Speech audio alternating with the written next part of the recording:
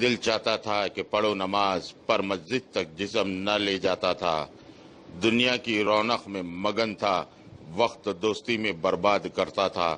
پھر ایک دن اچانک اندھیرا چھایا، آنکھ کھلی تو خود کو خبر میں پایا۔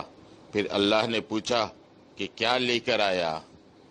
گھر جانا چاہا لیکن جا نہ پایا، خبر کی تنہائی نے بہت ڈرایا، آواز دی اپنوں کو تو کوئی نہ آیا، وقت ہے سمجھا جو گیا وہ نہ آیا۔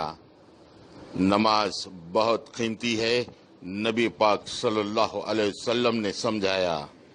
نماز کو قائم کریے دوستو، اور اس میسیج کو روکیے مت۔ آپ جب میسیج روکیں گے تو انشاءاللہ آپ کو شیطان جو ہے سو روکنے کی کوشش کریں گا۔ اس کو لاحول پڑھیے اور اس میسیج کو آگے بڑھائیے، جتنے لوگوں کو یہ پہنچیں گا۔ اگر اس میں سے ایک بھی شخص اگر نماز پڑھنا جاری کرتا ہے یا نماز کو قائم کرنا شروع کرتا ہے تو انشاءاللہ اس کا ثواب جاریہ بھی آپ بھی ایک حصے دار ہوں گے ثواب جاریہ کے۔